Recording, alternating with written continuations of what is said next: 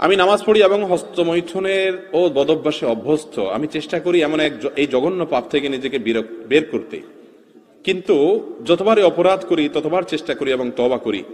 শাইখ দয়া করে বলবেন আমি কি নিজেকে কিভাবে এই পাপ থেকে বিরত রাখতে পারবো?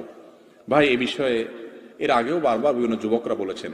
আল্লাহি, আল্লাহর কসম, আমার খুব ভালো লাগে যখন আমার যুবক ভাইরা এই সমস্ত প্রশ্ন করেন, যে প্রশ্নের মাধ্যমে তিনি ভালো পথে আসার জন্য ছটফট করতে থাকেন। শয়তানের সাথে পারেন না, ইবলিস তাকে অন্যায়ের পথে হারামের কাছে নিয়ে যায়, তিনি চান একটু আসার জন্য। আল্লাহ তাআলা আমার এই ভাইদেরকে সাহায্য করুন।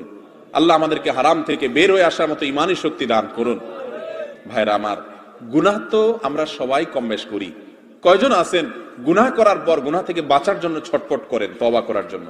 তো এই সমস্ত ভাইরা যারা তওবার জন্য ছটফট করেন, আমি তাদের ব্যাপারে সুধারণা রাখি, আমার আল্লাহ তাদেরকে তওবার তৌফিক দিবেন ইনশাআল্লাহ। হস্তমৈথুনের এই গুনাহের সাথে আমাদের অনেক ভাইরা জড়িত, অনেক ভালো কাজ আছে, কিন্তু এখান থেকে বাঁচতে পারে না। ভাই, এক নম্বর কথা হলো, মোবাইল থেকে সমস্ত খারাপ জিনিস ফরম্যাট করে ডিলিট করে দেন।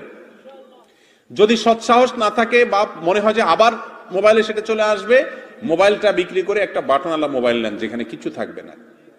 একটু কঠিন হবে, কিন্তু হিম্মত করে আল্লাহর জন্য ত্যাগ করেন না। একটু ত্যাগ করলে, প্রিয় মানুষের জন্য ত্যাগ করলে ভালো লাগে, আল্লাহর জন্য ত্যাগ করলে আপনার ভালো লাগে কাজ করবে। এর পাশাপাশি নির্জনতা অবলম্বন করবেন না। হস্তমৈথুন যারা এই বদভ্যাসে অভ্যস্ত হয়, নির্জন কক্ষে থাকলে তখন এই বদভ্যাসে অভ্যস্ত হয়। নির্জন থাকবেন না। খারাপ জিনিস দেখলে মানুষ হস্তমৈথুনের দিকে বেশি যায়। যুবকরা খারাপ জিনিস যেন দেখতে না পারেন, সে রাস্তা বন্ধ করে ফেলেন। বেশি না, একটা মাস এক্সারসাইজ করেন, ইনশাআল্লাহ বদভ্যাস দূর হয়ে যাবে।